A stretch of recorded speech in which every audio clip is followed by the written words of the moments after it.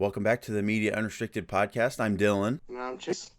Uh, just want to apologize for the little bit of lag we have. We're trying something new since I'm stuck at home. My whole family, COVID and whatnot.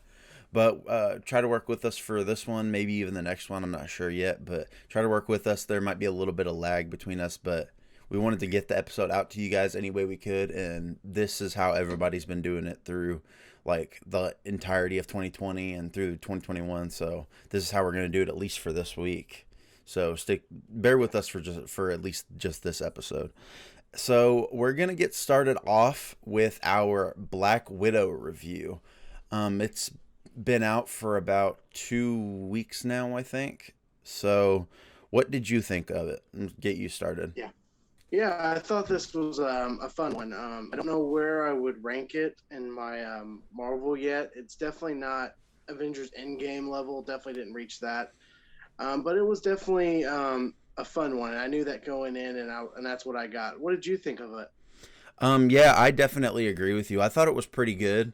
I didn't think it was top tier Marvel. Like I told you whenever we came out of the theater first, like whenever we were literally walking out of the doors of the front of the theater, I told you. I mean, it was a good movie, but it's not top tier Marvel, and it's definitely not bad by any means. It's not Thor: Dark World bottom tier at all. I would probably put it, like I told you, at the same level as Guardians of the Galaxy Volume 2 or even Ant-Man 2, which I enjoyed both of those. They're not top tier Marvel, but they're not dog shit either. What's up? Where are those at? Like on your level? Like you you like those movies, or like are Oh those yeah, down? I like those movies. I enjoyed them. They're just not top tier, you know. Yeah. What did you think of Taskmaster? I'm of the unpopular opinion that I thought Taskmaster was fine. A lot of people absolutely hated what they did with Taskmaster.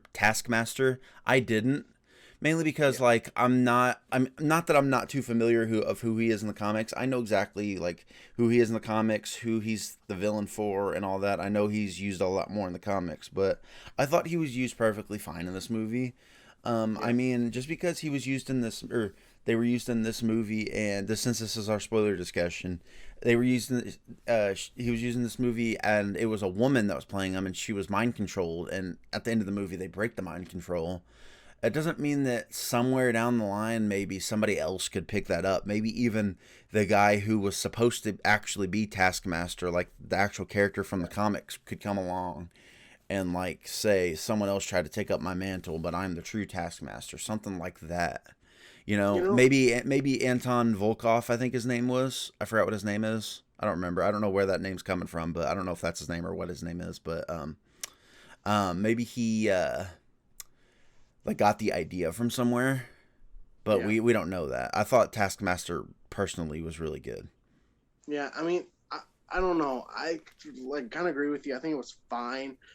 I did like that twist that it was a girl and a guy, but you're probably gonna get crap from me, but I felt like I was the Mandarin in Iron Man 3. I felt like it was almost the same situation. Travis I really Slattery. did. But you know, I hope I hope we get the real Taskmaster down the line, Mm-hmm. and I think it's possible. Um, but Florence Pugh's character, I think, was the best. You agree, right? Yeah, I do. Yeah, I think everyone agrees. I think Florence Pugh's character was just. I don't know. I feel like she stole the show, and so was David Harbour. He was actually pretty good too. I didn't know what to Yeah, go in with him, but I did think he was good. And Scarlett Johansson, she was Black Widow, which was always great to see her. But the ending, I felt like it did leave. I mean, it let us be good with Black Widow. I mean, we're done with her. I feel like we're good. yeah. Um, It was you want to talk about that end credit scene real quick? sure. And then after we talk about the end credit scene, we can go back into the movie and talk about a few more things. Yeah. The end credit scene, it basically just showed her sister Yelena going to going to Nat's grave site that they put Yeah. over by a tree, and they talked about it earlier in the movie that I think Yelena wanted a dog. If she Yeah, wanted a dog or she hated dogs. I think she wanted a dog. she wanted a And dog. at the end of the movie, during the end credit scene, she has a dog. I forgot what its name was, Yeah, I don't but remember. I think it's something also relevant to the movie. But she has a dog at the end, and then she goes to Nat's grave and she does the whistle thing, but you get no whistle back. And then who comes, Chase? uh, what is her name from Falcon Winter Soldier? Um, I know I her name know was. it's Julia Louis Dreyfus's Yeah, character. from Excuse this. It's Julia from Louis Seinfeld. Dreyfus's character, but Yeah, but yeah, she comes to um, her grave and says, and then Florence Pugh says that you're not supposed to be here, and then she shows, um, you want to know who killed Black Widow, and then shows a picture of Hawkeye. I mean, I thought this end credit scene was one of the best I've seen since. When was the last good end credit scene? I'd say it was probably. That Captain Marvel one, setting up Avengers Endgame with like where Captain Marvel shows up, then was pretty good. Are you talking about purely like in credit scene in all of the MCU? It's got to be the Avengers one, where where Thanos shows up and where The Thanos. Thanos says, "Fine, I'll do it myself," and pulls out the Infinity Gauntlet. No, the Avengers. Yeah, Avengers: Age of Ultron one. Oh yeah, yeah, I that don't one. know. I don't know that Iron Man one where talking to start where it starts the Avengers Initiative. I don't know. Oh That one's yeah. pretty good too. But yeah, I mean that more or less I guess just sets up Hawkeye, and I'm definitely interested to watch Hawkeye now. I think Hawkeye is going to be really cool, and I'm looking forward to it. Seeing Florence Pugh at it again because I didn't know she was going to be in that till actually the day of the movie. Oh really? Yeah, I didn't even know she was going to, but I guess I shouldn't have because now I feel spoiled. Oh, that's But okay. but I mean, Yeah. um, I do have a problem with the villain, not Taskmaster, the other one, the older guy. Oh yeah. I I, I thought he kind of sucked. Oh Um, really? I, I don't know. I just didn't think it. Like I mean, he was just that good, like a villain. Like he wasn't. I mean, he wasn't supposed to be like Thanos and all that stuff. But I would rank him probably in Thor: The Dark World villain wise. Oh. Maybe Ego from Guardians of the Galaxy 2. I just hated him. Um, but like I said, Taskmaster, I don't know. I just think we need to go give that another shot and act like this one didn't happen. But would you be down if they did a Red Guardian solo movie? Oh, I'd love that. Yeah, I think that'd be pretty cool. Did you know the one guy in the jail he did the arm wrestle with the big tall I guy was just is about to talk about that. Yeah. see That's that yeah. Because um, that was a news story that came out recently that we don't have up here. But yeah, do you want to talk about it or can I? you can go ahead. During the scene where he is arm wrestling a bunch of people, he actually where the Red Guardian is arm wrestling a bunch of people. There's like this big Russian dude that walks up to him too. And the actor who plays as that big Russian dude confirmed that he is like is technically, I guess, Marvel's first confirmed mutant. Yeah. Because in the comic books, his character's name is Ursa Major, and he can transform into a fucking bear. Yeah, dude, that was pretty cool when I saw that. So a lot of people are like, but what about Scarlet Witch? Isn't she the MCU's first mutant? Kinda, but this guy is actually being called the word mutant. So I Yeah, think that's why he's confirmed to be the first one, because they were just calling her. I don't know what they were calling her, but like what they were calling mutants in the MCU before they were calling them mutants. But so do you think we'll see him down the road again? oh, I bet we will. Yeah, especially if he's confirming that he was told that he was a mutant. I don't see why not. You know what I mean? Yeah, so I'm assuming then he would have got out of that prison Oh yeah, somehow. either he Or either that snow avalanche. well, considering he's a mutant, I wouldn't be surprised if he did his if he thing. broke out, because he can turn into a Yeah, fucking bear. So yeah. But also, I feel like yeah, the best thing about Black Widow, as like I said, was Florence Pugh. But her she was like, I mean, comedic, really funny. Definitely, whenever she was mocking uh, Black Widow with her poses, I yeah. mean that stuff's funny. I really like that a lot. What were you gonna say? Something I want to mention is that the Russian guy's name is not Anton Volkov. I remember that name because that's the name of one of the Russian villains in Call of Duty Black Ops Cold War. I was And I gonna don't say know that. I why. thought I don't know why that name just came in my head when I was thinking of a Russian name, but it was from Call of Duty Black Ops Cold War. The actual villain's name in this is Dreykov. yeah, Dreykov, yeah. I don't know why I thought of Anton Volkov from fucking But Black Ops Cold War, but um, continue. out of 10, what would you give it? Um, I think coming out of the theater, I gave it an 8 out of 10, and I'm probably gonna stick by that. I know you had an interesting experience trying to watch it for the second time. Yeah, I went to go see it a second time with my mom, and you know, there are people in the world that can go to a movie like me and you, but there are also people who don't need to go to the movies. Um, During this movie, right as the film started, my our far left, we had a person who kept coughing, and it wasn't like a cough and then like 20 minutes you may do it again. This was like 30 seconds apart, just kept coughing and coughing. Like it was like so loud, you couldn't even really concentrate. And then the person who sat next to me, because where they stopped doing the block off, he and his friend kept talking and trying to figure out who Taskmaster was. I was very close to leaning over and being a jackass and saying, "It's not who you think it is, so stop." It's But Hawkeye. that's who actually they thought it was. I was like, That was dude, that was an early theory I had, and then after seeing how me everything's played neither. out, but Because in the movie, it explains that she she was able to like see the other Avengers like and copy off their moves. mm-hmm. So when they would do that, but yeah, we left halfway through, and I hope I never ever do that again. But that was the worst movie experience I have ever had in my entire life. Well, I'm wondering if it's experiences like that as to why like streaming services are becoming so popular because people don't want to have to deal with that. But I'm starting to understand it. I mean, I still always prefer the movie experience, but I can definitely understand why people do it because they don't want to deal with that.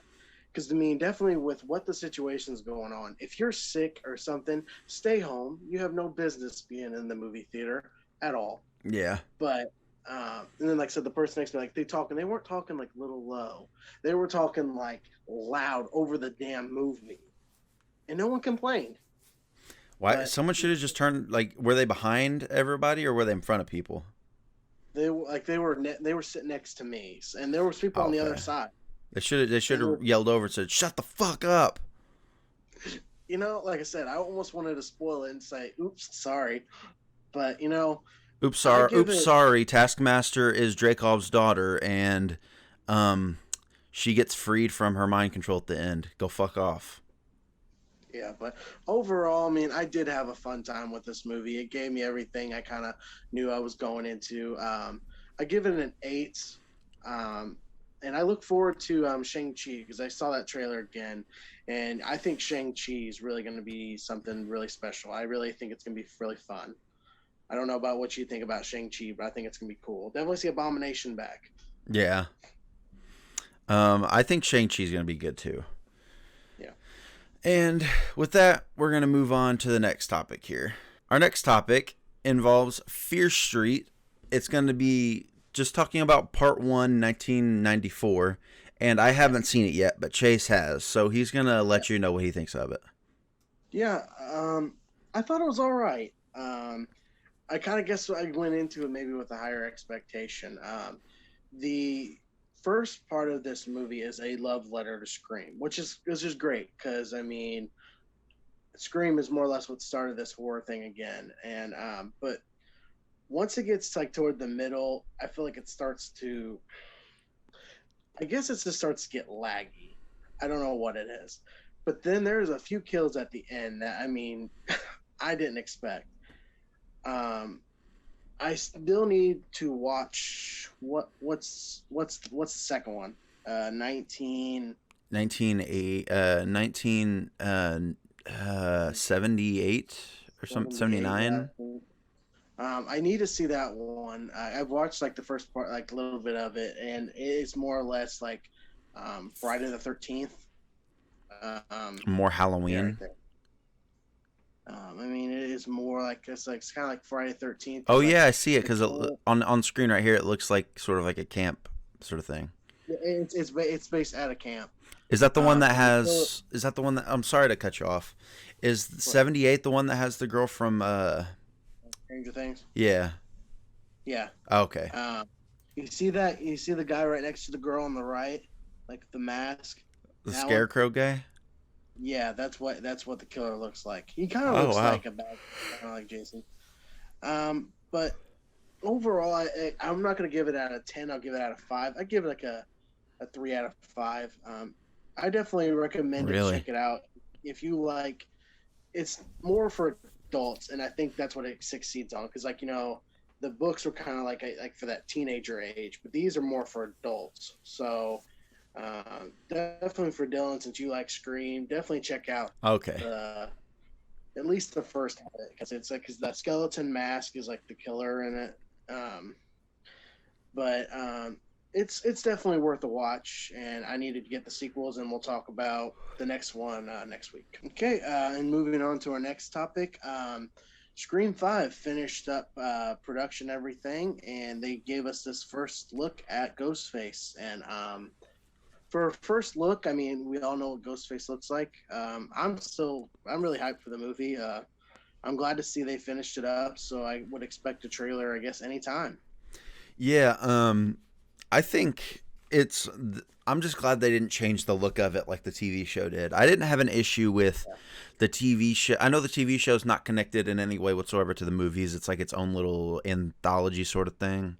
But I'm just glad that the movies didn't change the look of the mask. Like the mask looks You know, exactly the, the same as it used to, from the like the TV last show 20 one, years. the TV show one grew on me though. Yeah, it did. I do like it. I will Um, admit the TV show one at first kind of looked like a, Dollar Tree Scream mask, the ones that say scary the killer cheap, mask or something. yeah, the cheap ones, right? Yeah. Um, I'm, I wonder if there's is a slim chance of this can get moved from January to maybe like December. You think it'd be possible? It'd be possible. I'd love for that to happen, especially since they wrapped production so quickly. Like, I guess since production's wrapped, that means like they have everything done. There's no more work to be done on it other than the trailer. Yeah, because I mean, it's all set to just release. I don't. When do you think we'll get a trailer? If they're keeping the January date, I'm not expecting one till October. Yeah, I'm Somewhere in not. that. Let's see, January. Oh, then probably. Well, I if think. I don't know, maybe. I mean, it's possible they might release a teaser trailer probably in August, and then the full one in either late August or early September. I don't think. I think October's too late. Like when you look at a lot of these movies, they release their trailers like 6 months in advance, like Yeah. 5 6 months in advance. Like Disney, they always. I know Disney's different, but they always release their trailers about 6 months in advance. Like, let's see, what's a good example? A lot of people are talking about how with Spider-Man, Far From Home and Spider-Man Homecoming, those movies came out in like July and whatnot, and they released the trailers in like January or February. Yeah. So we can probably expect like at least the first teaser trailer or the official trailer maybe within the next month or two. In all honesty.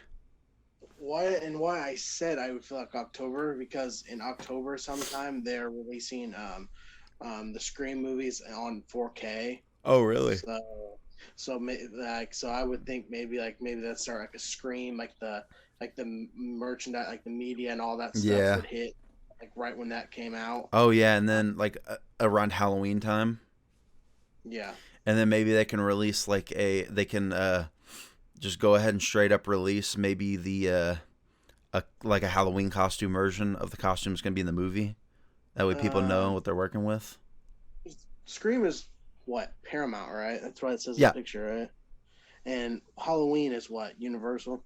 I think so. Yeah. Yeah, yeah. So I'm just expecting around there, definitely exit, because that's when everybody starts, I think, caring about like that horror Halloween kind of season.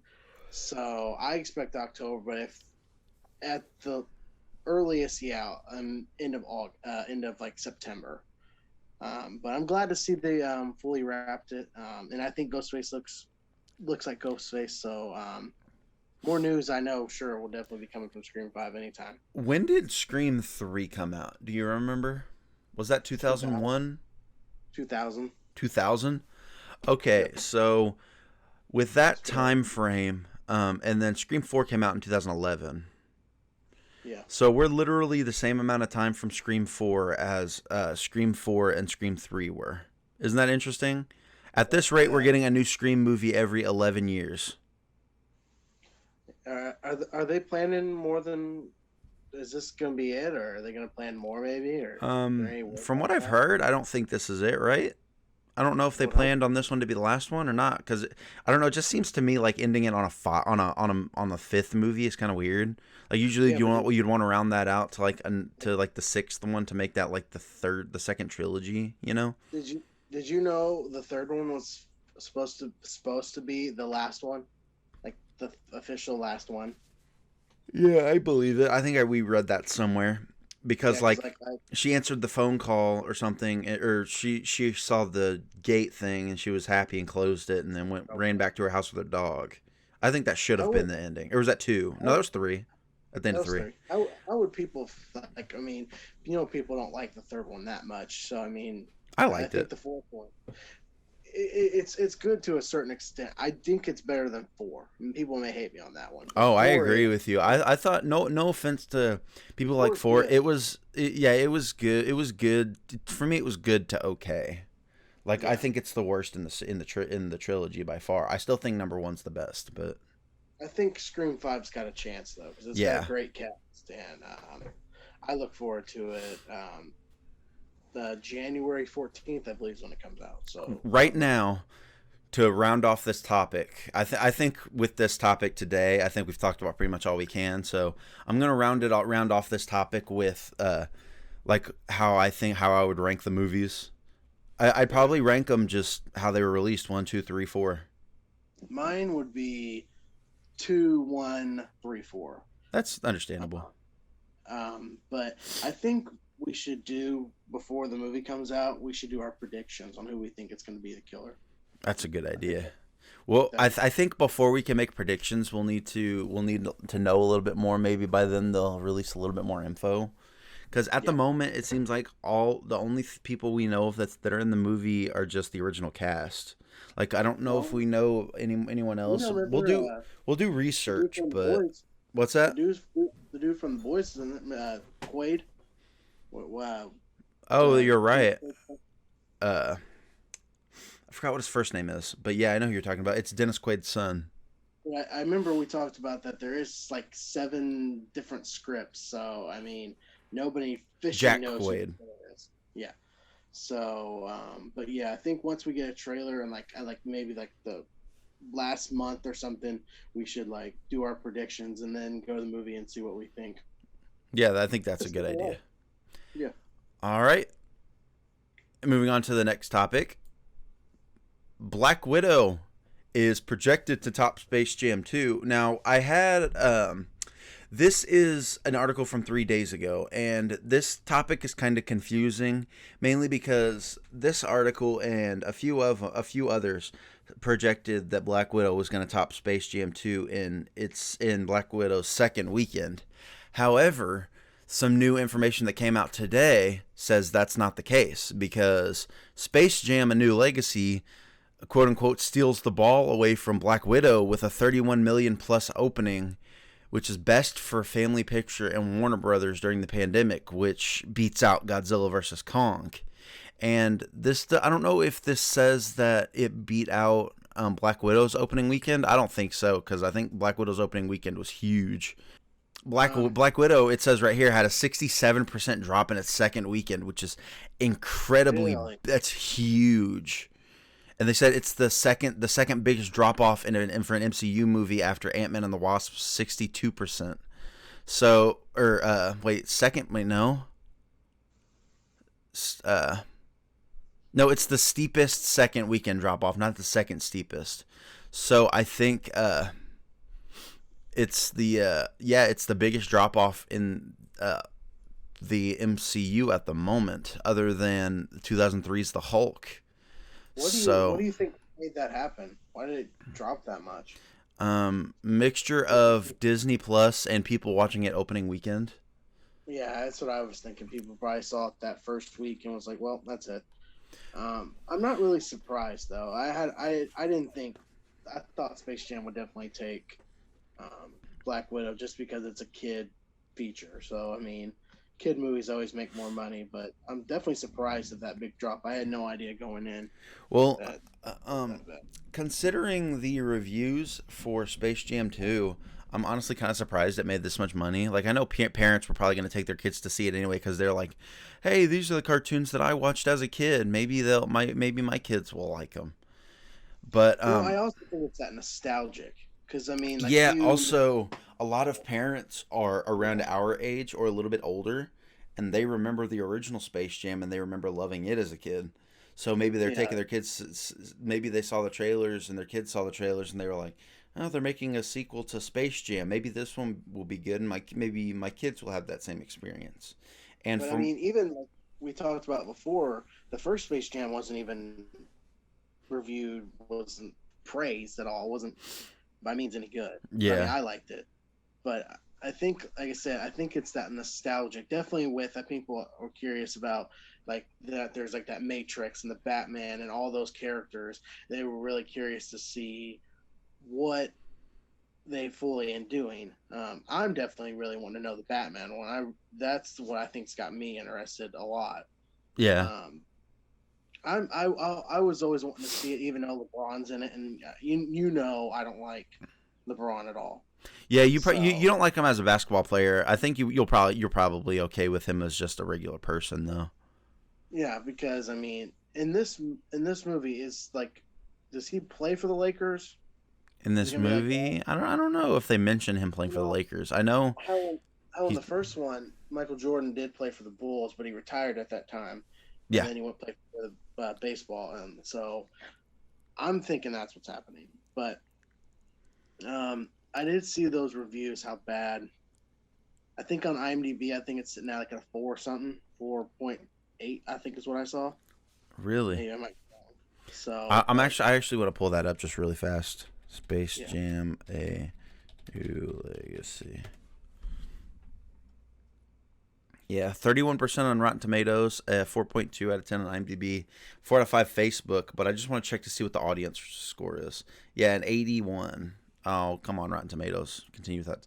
Yeah, see, 81 for Space Jam: A New Legacy audience score, over 500 plus verified ratings. So it's you just know, like what people were saying. It's not what a lot of people have been saying is that I saw a viral tweet actually going around that said, "This movie is made for kids to enjoy. It's not for your 31-year-old ass." yeah, But I yeah. mean, even still, I've seen a lot of 31-year-olds say they enjoyed it too because they took their kids with it and they had a good time. So I mean, I'm sure some of us who even who aren't fans of LeBron who enjoyed the original one probably have a good time with this because I know back Didn't you say then, Michael Jordan's in this to a certain extent? kind Something. of. I Yeah. can't So remember what it was, but I think people want to. I think people want to know what that is too. But I think what the problem is with this movie, people want to criticize it. They want to look at it hard and everything. But all this movie is just for kids and it's for fun. It's not like a serious Alfred Hitchcock movie. yeah, I Uh, gotcha. I do think it's going to be a lot of fun. I don't know. We'll see whenever we get a chance to see it, and see how it goes. I'm hoping it's more live action than animated, but I think I'm going to be disappointed in that. But we'll see. Also, Yeah, you're right. Didn't you say we were going to do a? I think we have like some kind of news about this. Not like an article we can bring up, but just like between us, we were going to do a double feature of Snake Eyes and Space Jam. Is that what you said? Yeah, that's what I'd like to do. If you're able Yes. to next week, see, because Snake Eyes comes out next week, and then I see like both of them somehow. But we'll see how that one. See what your thing's looking like and Okay. um, how that is. But I haven't heard any. Have you heard any reviews about Snake Eyes? I haven't, I haven't yet. No. but I know we got another one to talk about. I guess right here, or is that coming down the line? Um, for what? Snake Eyes? No, for our Suicide Squad. Oh yes, that's actually our next topic. Yeah, The first reactions to Suicide Squad have actually hit social media, and here's what some critics are saying about the earliest reactions. Mike Rago, I don't know where he's from, but he said he saw Suicide Squad. Fun, bloody, surprising, and hilarious. James Gunn knows how to make good movies. No surprise there.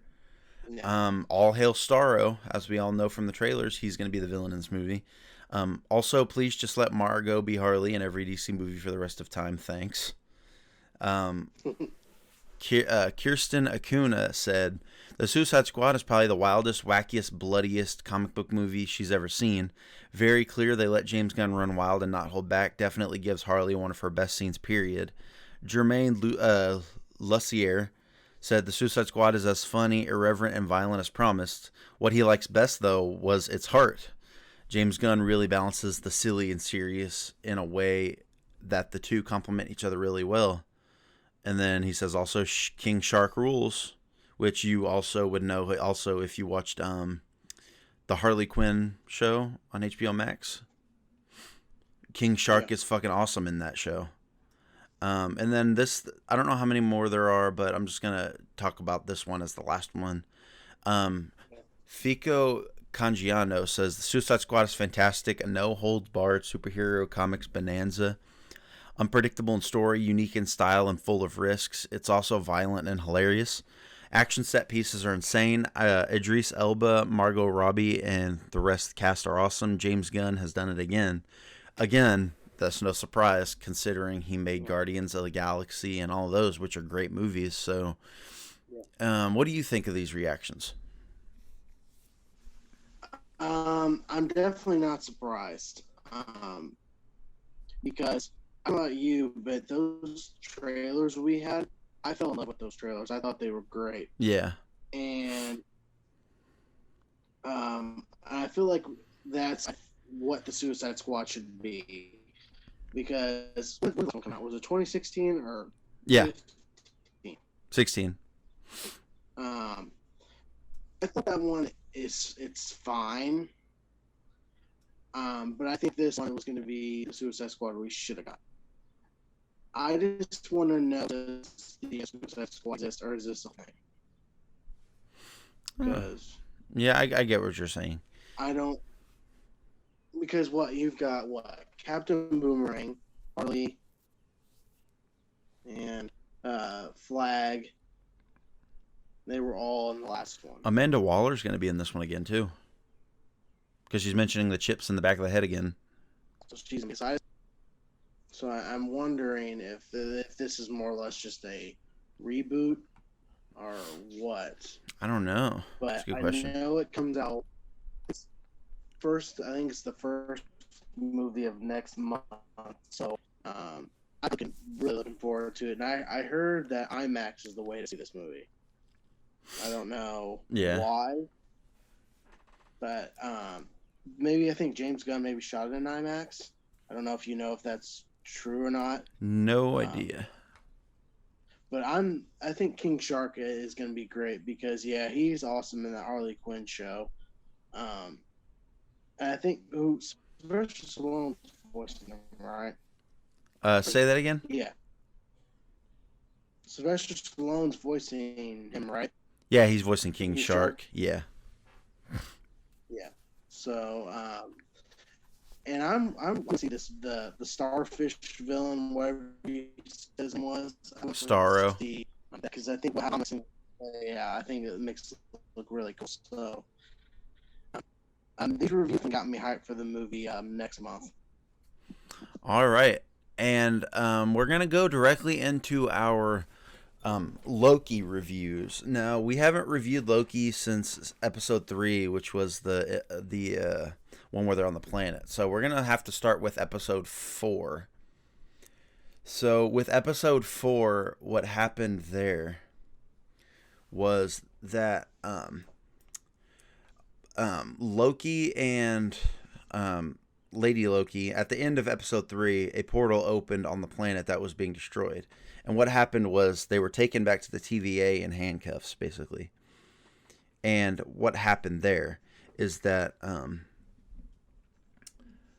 Mobius sat down with Loki and told him, okay, you got to stop this and all this stuff. And then he basically threw Loki into, or he called Loki a liar, and then threw Loki into like a time prison where Lady Sif made an appearance since her first appearance Which was since cool.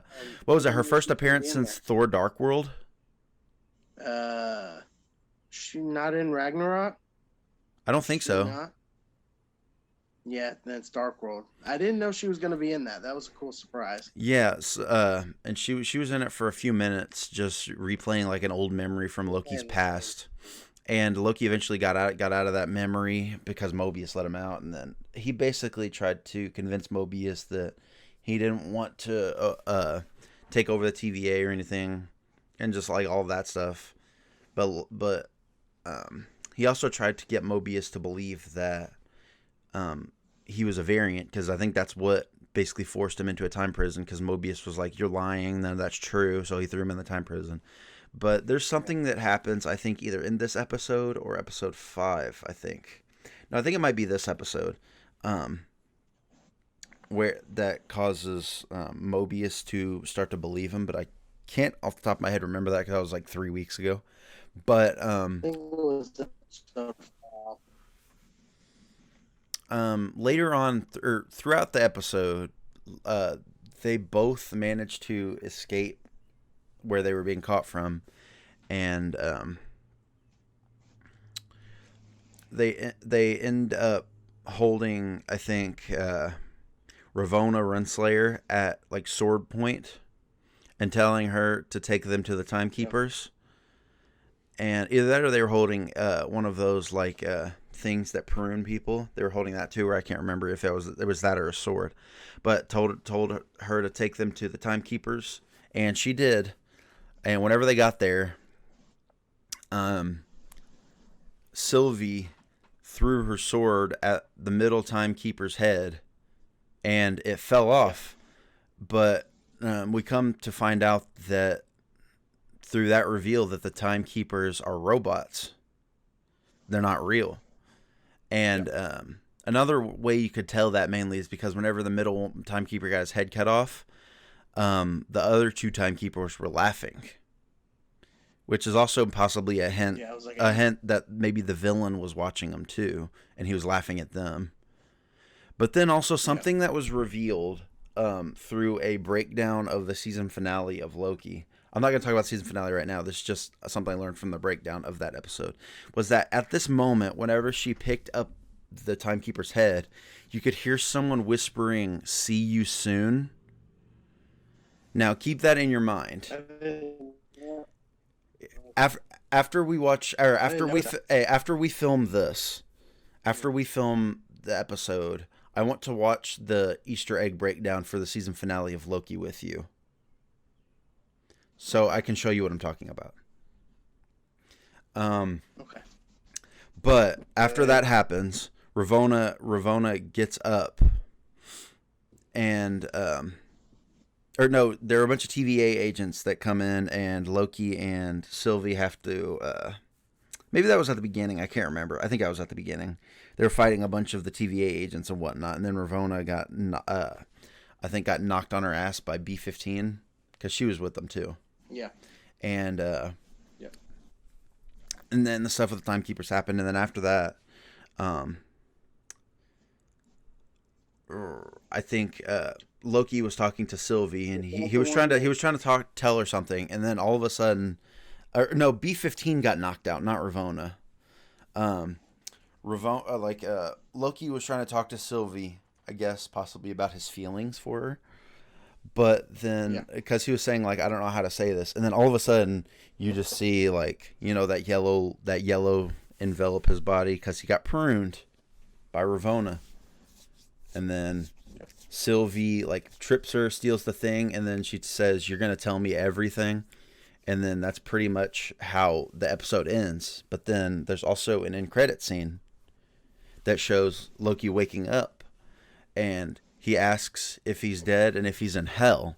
Now the hell he's talking about is Hel, which is the place where what's her name? Man, that's terrible. Is She, it she was the villain in Ragnarok. Hella? Hela, Hella? yes, where Hela is at, like that realm, which is I guess like Yeah. which is like the Nordic hell. But Yeah. someone says, "Not yet, but you will be unless you come with us." And then the camera pans up, and there's uh, four different variants of Loki. There was what they call boastful Loki, which is the black Loki with like the industrial looking, what looked like a Mjolnir. Yeah. There was classic Loki, which is the one that looks like the comic book one that's played by Richard E. Grant. Um, and then there's also Kid Loki, Kid who, Loki. what'd you say? Then there's Kid Loki and the Gator, alligator Loki. yeah, Gator Loki, Loki Gator, yeah. That became Yeah, I love that. that instantly became everyone's favorite Loki. Yeah, that one was And then a lot of people were talking about how Loki Gator is like the most marketable thing Disney's released since Baby Yoda, which I can agree with because give it, give it time. Dude, Loki Gator would be a great plush to just have. Yeah, give it time. I think we'll be getting some merchandise. I bet you for that. I Like think that'd be good. an alligator with just a Loki helmet on. That'd be cool. That'd be cute. Yeah, Um, I could really. what'd you think of that episode? I thought it was huge. I thought it was good there. Definitely at the end, that end credit scene was really cool. Because I also like the classic Loki. I've Yeah, always kind of dug. Look, I always dug it. And I thought that was cool that they even did that because going in, I did not expect it. I didn't think we would get that Loki really. or Gator. But it was definitely good. Um, not like super great, but I mean it was good. I did like it. Do you want to talk about episode 5? That's Trying to the remember what happened. that's the one where he's in the void with the Um, other Lokis and he um, has to get through the void. yeah, because they have the it's got the you just got it. It's been Okay. since like 2 weeks since I saw it. You want me to do it? I got you. So What happens is pretty much picks up. time It pretty on much picks up where episode 4 left off. Loki wakes up in the void like with those other Lokis, and then they basically say he basically says, "What the hell's going on?" And the other Lokis are like, "There's no time. That big monster up there's a Goliath. We got to move now." And then they do. They go to like an underground, like an Indian bunker. Like they open a hatch and go inside a bunker, and it's got like a bunch of chairs and like a throne that Kid Loki sits on, and then they just talk for a little bit. Loki talks about how he's going to kill Goliath, and then the other Lokis laugh at him, basically telling him it's impossible and all this stuff. And then he whenever he's like, "Fine, I'll do it myself. Fine, I'll just try to go do it myself." And then as he's leaving the bunker, he opens it up, and then right there in his face um, President Loki, or Vote for Loki, who however you want to call it, the one from the comics yeah. where he runs for president, and a bunch of other Loki variants around him. And then so those Lokis go down into the bunker and tell the other Lokis that he basically tries to tell them that he's in charge now, and then everyone else is like, um, "Excuse me," and then they turn their swords on him because you know how it goes. You can never trust a Loki. Then they all just start attacking each other. And then Richard E. Grant's Loki makes these like he's really good at wait, no, I'm missing stuff. During that part where they're talking, they mention stuff about what happened in their past. Classic Loki, who is Richard E. Grant's Loki, says that he was basically on the same path that the MCU Loki was on, except during the events of Infinity War, he cast a spell so powerful that he created an illusion that he was still there with Thanos, and that Thanos thought he killed the real Loki, when in reality it was just like a really good illusion. And so that Loki said he spent his time floating through space and ended up on a planet. But he says that while he was on that planet, he missed Thor and Asgard so much that once he tried to get off the planet, that's when the TVA came for him. Kid Loki said he his Nexus event was that he killed Thor, which kind of made my jaw drop, because I was like, oh shit, they actually killed Thor where he was from. But and then the boastful Loki, which is the Black Loki, he was basically just saying a bunch of bullshit. I don't think we actually got his actual backstory, but No, I don't think. and then Alligator Loki, and then they mentioned that Alligator Loki's Nexus event was he ate the wrong neighbor's cat, which I thought was funny. But Like backstory on those, yeah. Did you know? Did you know going in that that the President Loki? Because I thought from the trailer when they showed the President Loki, I just thought it was just like just Loki, just regular Loki. There's gonna be President Loki going in. Well, I watched a breakdown of the trailer when it came out, and people were like, "This looks like President Loki from the comic books from back in 2016." I was like, "Oh yeah, it's exactly who that is, because he has that button on that says Loki for president." Or either that, or it says vote for. I'm pretty sure it says Loki for president, and that's exactly how he looks like in the comic books. Because I just want to show you real quick, President Loki comic. I just want to show this to you real quick. Like you see right here. Like I think they have a comparison somewhere, compared to what he looked like in the show on one of these. Like maybe this. See, like how he's like that, and then like this one. You see, because he's got like the green right here, the green right here, the helmet's the same. It's like that, you know. So, yeah. But yeah, that's well. Episode 5 also continues that later on. Back in the TVA, when when Sylvie is trying to get information from Ravonna and Miss Minutes are actually trying to distract her by trying to they're trying to stall for time by going through what they say are a lot of files. And then that's when Sylvie, when she found out that Loki might not be dead, and she found out that she was kind of stuck where she was, she pruned herself. She stuck the thing on herself and pruned herself. And so she woke up in the void in a bus and went and started like running, and then all of a sudden you just see a car driving up behind her, because they're running away from Eliath. The car is. You see a car coming up from behind her and pulls in front of her, and it's Mobius. So he's not dead. He was just in that void where everybody goes when they're pruned. And Sylvie was pretty much happy to see him. I mean, I'm pretty sure anybody would, but that's when they go and find Loki, because they're all Loki, along with the other variants of Loki, are standing on a hill looking down at Eliath, and they see that a ship actually just came in from being pruned. And the ship is about to get eaten by Eliath, and it ends up actually getting eaten by Eliath. And then that's when the car pulls up. And that's when they all reunite with each other and have a talk. And then that's when Sylvie talks to Loki and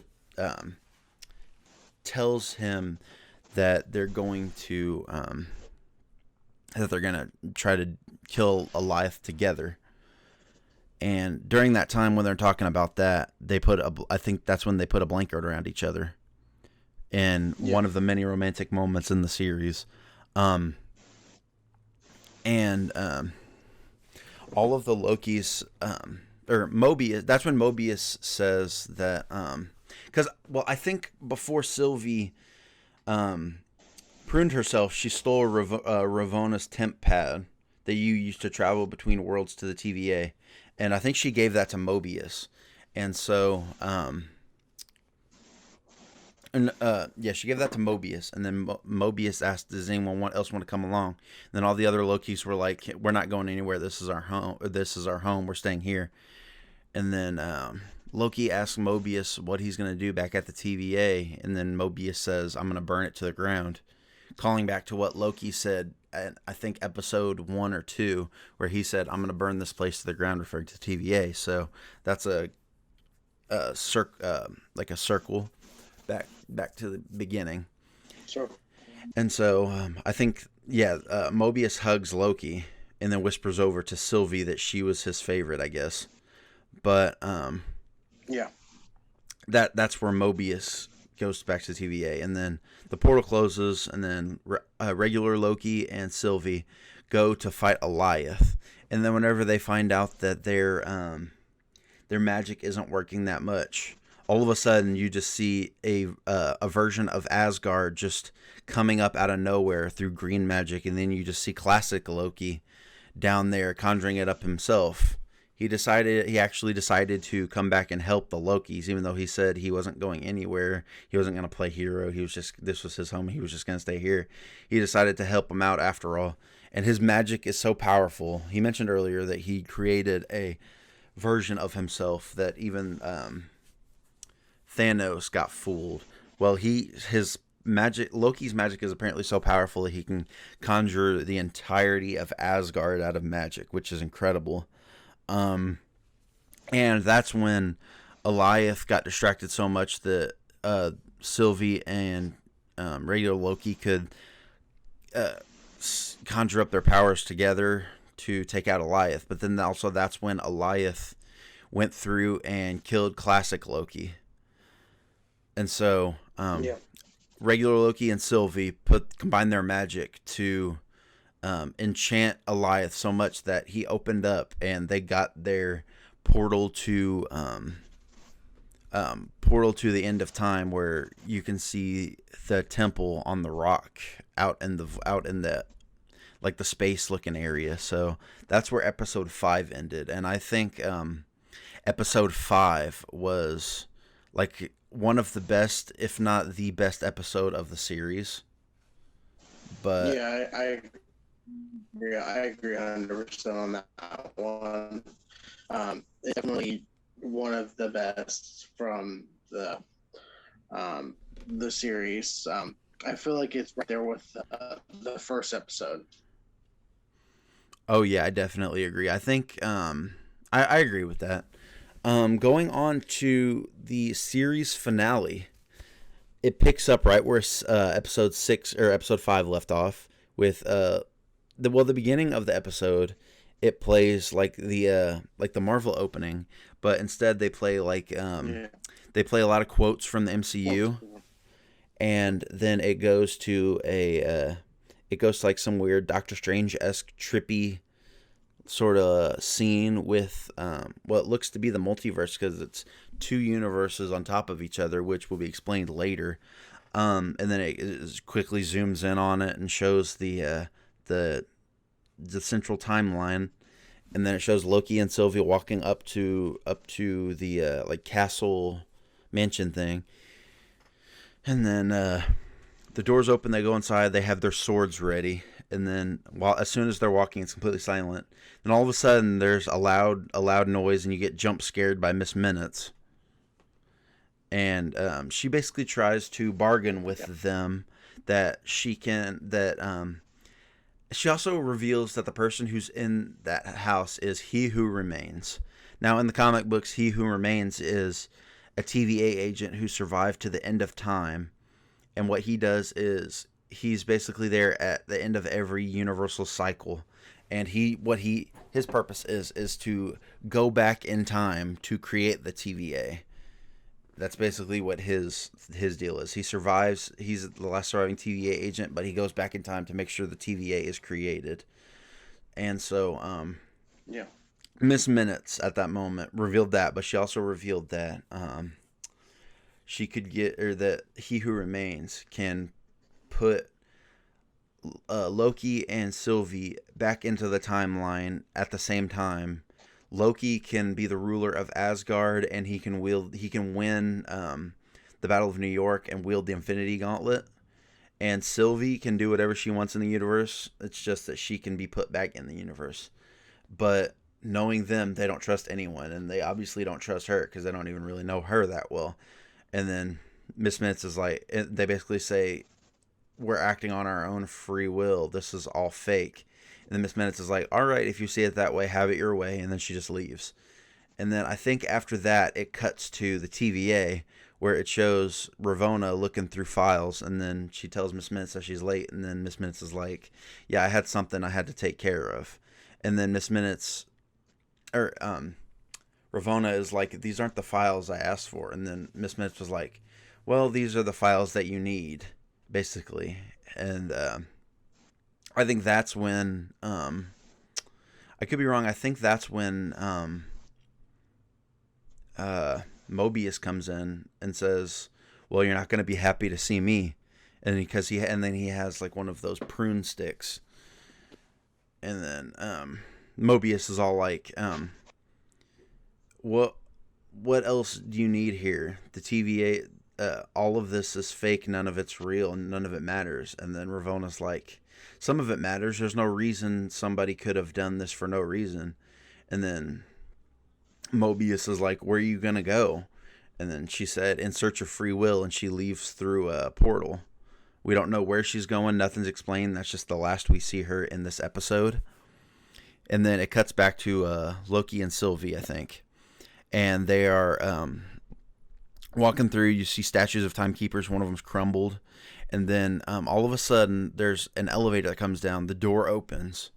And it's a variant, but not of Loki. It's a variant of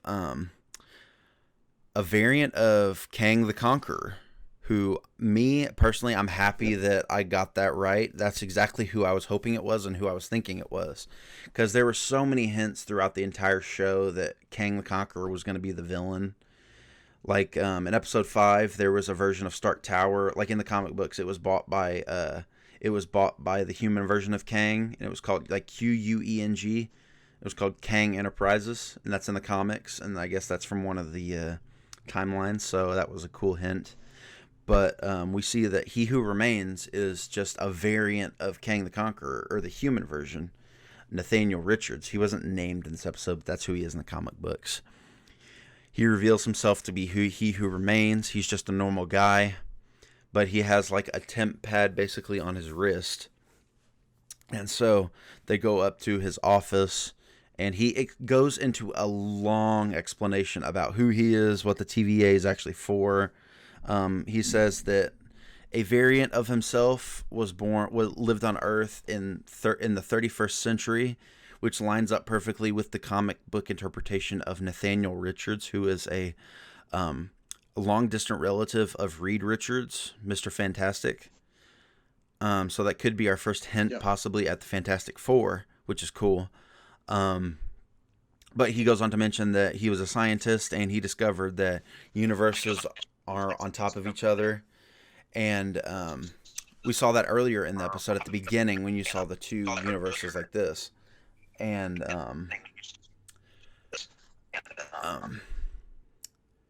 he goes on to say that he discovered that with those universes, he could travel between universes. And I can hear myself, by the way, in your phone. I don't know.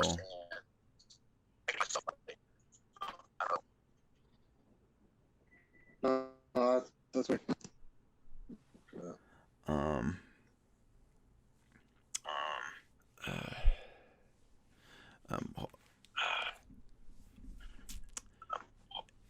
with his other variant versions of himself, what he does is they create basically the technology that the TVA use. Like they create the portals and the temp pads and everything.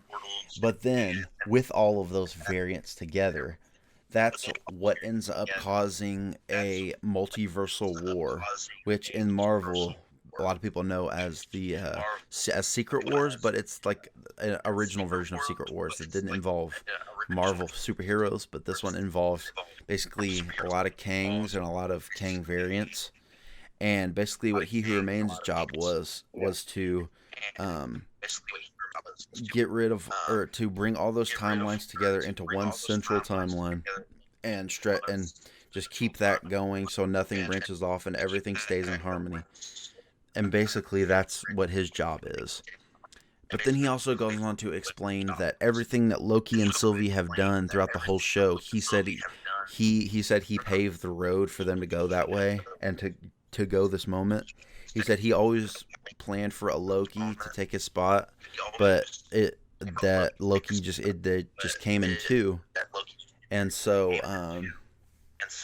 he explained that what could happen is if they take his place, they can rule over the TVA and over the timeline, and it'll stay like it's how he said it's supposed to. But if they end up killing him, what happens is that the timeline will branch off into a bunch of different alternate universes and realities that it really can't be brought back from, and it will lead, according to him, it will lead to another multiversal war, which possibly means that the next big event that's going to happen is Secret Wars, where the multiverses fight each other. If you remember that in the comic books. Yeah. And another thing that he mentions is he's leaving that up to them. And then as soon as he's done talking, he says they've passed the threshold and the universes are starting to branch a little bit. But then that's when Sylvie gets up. She says no more talking, and then she almost tries to attack him, and Loki tries to stop her. But then they start fighting each other because they don't see eye to eye on that. Loki believes him, but she doesn't. And she starts to think, oh, he just wants to. She tells him, oh, so this is about ruling. You just want to rule. And he's like, no, I don't care about that. I think he's right. Maybe this will branch off into that. Because the dude also mentions that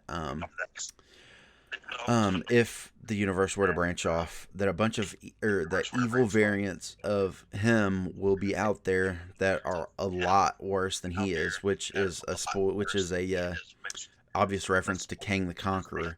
And so what happens is Loki and Sylvie start fighting, and then whenever Sylvie goes into like a slow motion shot of her like about to slice into the dude, Loki jumps in front of her and says, "Wait." And then he basically what he does, he says, he starts crying basically. He says, "I don't care about a throne. I don't care about anything. I just want to make sure you're okay." And then Sylvie drops her sword, and then they just kiss, which is the moment that everybody's been waiting for. And then she's like, "Unfortunately, I'm not you," meaning, unfortunately, I don't care if I'm okay or not. And she pushes him through one of the temp pad doors leading back to the TVA. And she picks up her sword and stabs He Who Remains. And then calling back to that that moment back in episode 4 when she cut off the timekeeper's head and you heard the whisper, "See you soon." Well, that pays off in this episode because whenever Sylvie stabs He Who Remains, he says, "See you soon," and gives her a wink. And then he dies. And then you just see out the window all the timelines branching off into like a bunch of different timelines. And then that's how that ends. But then back at the TVA, Loki tries to go find Mobius and B-15 and finds them. They're talking about like all the branch timelines. And then he basically mentions what happened. He said, "We freed the timeline. We killed He Who Remains, and there are a bunch of different versions of a very dangerous person on the way, and we need to prepare." And then strangely, Mobius says, what division are you from? Who are you? What's your name? Implying that something might have happened to Mobius and B-15. Maybe their memories were wiped or something. And then it cuts to Loki just staring at one of the statues, but it's not of a timekeeper. It's of Kang the Conqueror in his full comic book costume, other than his helmet. Like he's Yeah. got the big collar, he's got the thing that connects it on the chest down to like the belt, and he's also got like the big sleeved like outfit. So it's 100% comic book accurate Kang the Conqueror, other than his helmet. And then that's pretty much where that ends. And then you got the announcement of Loki season 2. So, what did you think of those last few episodes? Um, I definitely got last episode. It was more or less more known. Um, but I like it just because of what you said about King the Conqueror. Knowing that, because I feel like we've known that he's coming, but then I guess that confirmation is kind of like the Thanos thing. Like, kind of gets you really excited for the future. I would definitely say is my favorite, then the one, and then the last one would be my top 3 favorite episodes. I don't know how you rank yours, but that's how I definitely would rank mine. And your opinion, this is what opens up Marvel to Spider-Man, the Spider-Man Spider-Verse that's supposedly supposed to be in Spider-Man 3, you think, right? Yeah, I think, yeah, pretty much, yeah. And then also, I honestly think that Loki is the best Marvel Disney Plus show. I think it goes Loki. Um, Yeah, ooh, gosh, I think easily. Loki, probably WandaVision, and then Falcon and Winter Soldier. Mine would be mine the other way around. Loki, Falcon Winter Soldier, then WandaVision. Really, you think Loki's the worst? I mean, I like them all. No. Loki, that's the best. Oh, okay. Loki, Then Falcon and Falcon Winter. Winter Oh, Soldier, okay, and then gotcha. Loki, the best easily. But I think the show was very good, and I think season 2 is going to be just as good. And I can see what it's all about. And I know we have something else on the next season, but I'm looking forward to seeing what more Loki stuff we get. And we got a topic right here to talk about. Yeah, and the topic we have for right now is that Loki is expecting to return in Doctor Strange 2. Now, this is going to pick up immediately after Loki season 1, I think, because we don't have any idea what Loki season 2 is about. So, there's also nothing else that gives us information about how he'll return. But with the multiverse and the stuff that's going on, I'm sure he'll probably somehow get in contact with Doctor Strange, or maybe he'll make his way to MCU Prime and find Doctor Strange, or they'll interact somehow. But I don't know how that's going to work. Either, but if Loki's gonna be in Doctor Strange 2, I'm definitely not don't have that at all. I think that'd be really cool to see him in there with Doctor Strange and Switch. Everybody, I think that's gonna be really cool. Can't wait to see Doctor Strange 2. It's gonna be all about. I know it's supposed to be scary, so let's see how that works. Moving on to our next topic, the director of the last season of Loki won't be coming back for season 2, which really kind of says me why she's not going to come back. Because like you said before the show, that was going to end and everything since she directed it and everything. But I just don't understand why she's not coming back. Is there a reason why you want to come back? She doesn't say. She said she wants to work on her other stuff. She says she'd love to work with them again, but her outing with Loki is what she's done with them. She says she's not returning. She always planned to be just on for this season.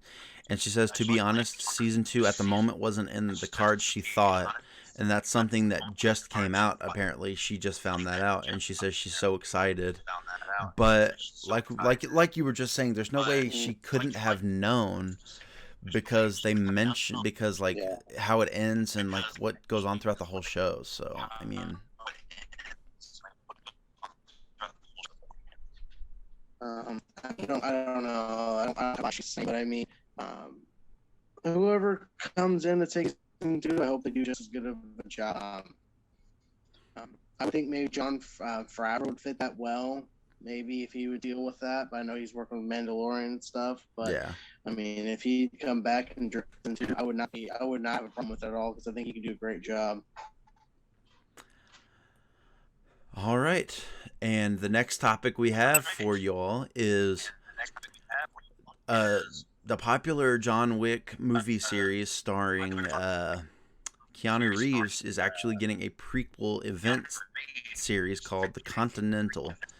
And Albert Hughes will be the lead director. Now, Continental, which is set in the unique hotel for assassins in the John Wick movies, was initially envisioned as a spin off series, but was redeveloped as a 3 night event series with movie length and movie budgets. Now, the installments are to run about 90 minutes in length, according to sources, and have budgets upwards of $20 million. And it's being produced by Lionsgate and Stars. So I think it's Continental is set 40 years before the John Wick series. So about 40 years before the John Wick series, which is interesting. It says So, it's set in the 1970s. so more or less, this isn't going to deal with John Wick. This is more or less, I guess, deal with like how the hotel, I guess, came. Yeah, it's probably about I'm that, and guessing. like also probably explaining maybe the origins of the assassin organization, possibly. No Yeah. confirmation on that, but Um, that's what I'm possibly think. no, I know. I think this just came out, so there's not much to it. But I know you, I guess, aren't looking. I guess you don't want this, I guess, or how did you kind of say This, that before the well, show? I just said I don't know if we necessarily need to know the origins because I think the movies are interesting and the universe is interesting in itself without knowing any of that. You know, because they're meant to be like a Yeah, shadowy or sort of shadowy organization, and I think to me that's kind of like what makes them interesting. You know, like getting yeah, backstory, I feel like would kind of muddy that a little bit.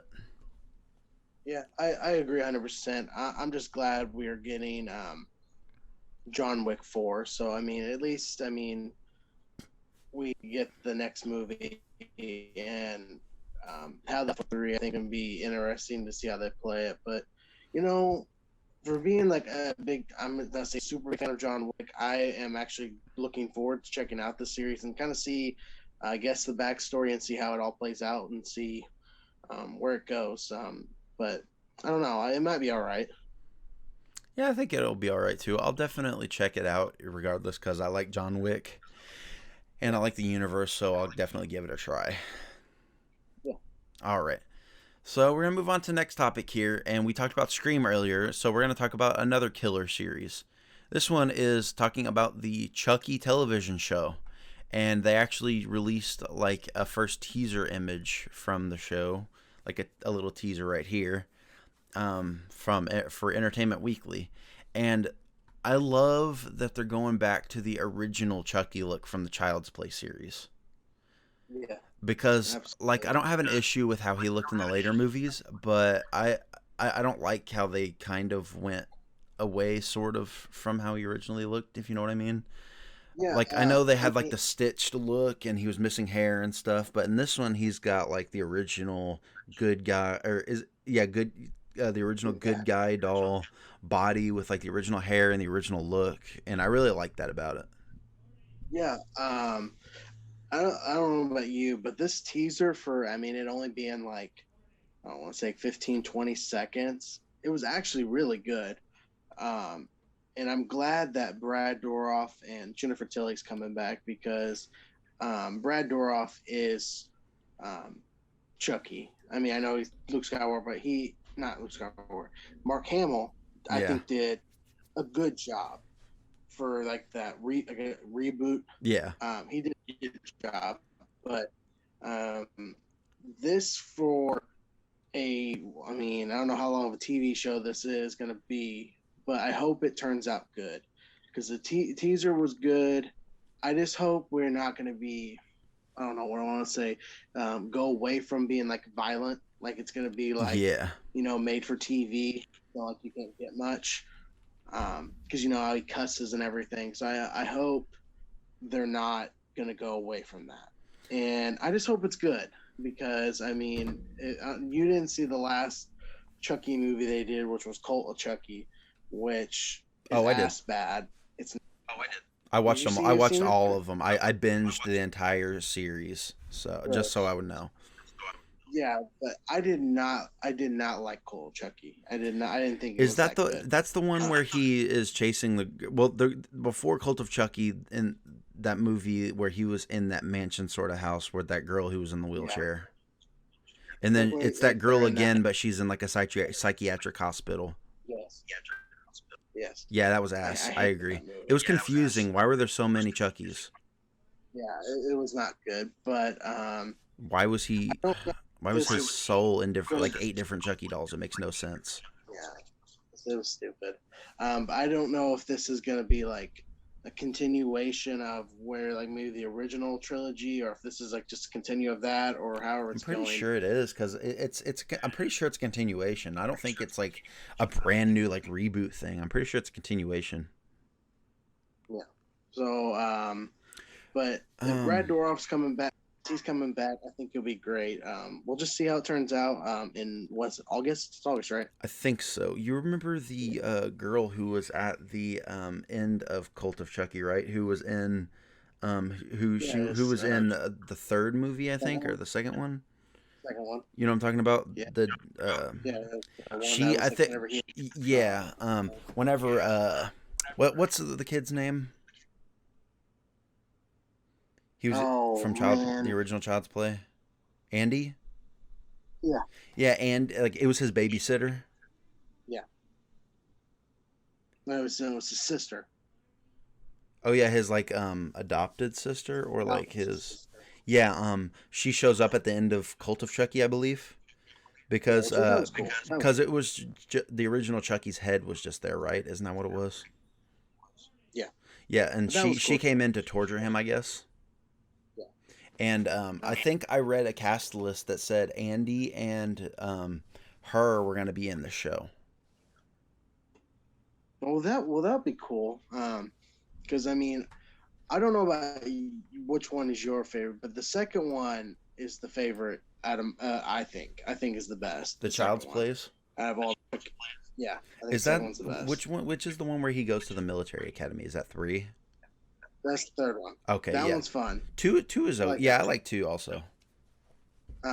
But that's gonna be cool to see have them all back. I think this show has a chance to be something really good, and I know I'll be definitely watching it when it comes out on in August. I think it's gonna be on Sci-Fi and USA, so I'm curious to see how that goes on two different channels. But um, I guess we'll be definitely talking about Chucky whenever it comes out in August. Oh yeah, definitely. And with that, we're gonna move on to our final topic of the day for this episode. Um, it's gonna be an explanation of a game Chase recently played. So take it away. Yeah, yeah. I got a chance to play Mario Golf, and you know what? It's actually a lot of fun. I don't know. There was a Mario Golf for Game Boy, right? You correct me if I'm wrong. There was one, right? Yes, I played the one on the Game Boy Color, and it was my favorite Mario Golf. Yeah, It was called Mario yeah. Golf. It was just called Mario Golf. Yeah. Yeah, this one is really fun. I mean, like it's not that like that serious take. Like it has like this like battle golf where like everybody hits their thing and then they have to run down and try to get in the first one in the hole, which that is lots of fun. So I know Dylan, you have a Switch. You gotta check this game out because it's a lot of fun. And since you have one, maybe we can play it together sometimes because I think you'll dig this game a lot. What rating would you Um, give it out of 10? I give it a solid. Actually, I'd give it an 8. I mean, this game is like really fun because you can use your amiibos. I think Yeah. you can play different people. I think. So like if you have a Nintendo Switch and like Mario and everything, but you're not a big fan of golf, check this one out because this one is just not that non-serious take of like golf. So it's just a lot of fun. Play with your friends because I think everyone would get a good fun out of that battle golf. It's really fun. All right. And is there anything else or? Um, Not off the top, but I guess I'm glad we got to be able to do this in a different way. Hope everyone liked it. And it was definitely a different, I guess, way to bring it to you. Yeah. We don't have any of like those special topics this We'll do time. that. We'll probably do that Do that next when week. we're together. Yeah, when Um, when we're together, we'll do that because it'll make it a lot easier. Um, yeah. and I guess that'll do it for this episode of the podcast. Thank you for joining. Thank you for joining. Um, I want to apologize for how small our cameras are. We're doing this through Zoom, and we think and that's the best way you can do it right now, especially with my current situation. But like I said, bear with us. It should be a temporary thing, and we'll be back next week with a new episode. Yeah. So I guess we'll talk to you then.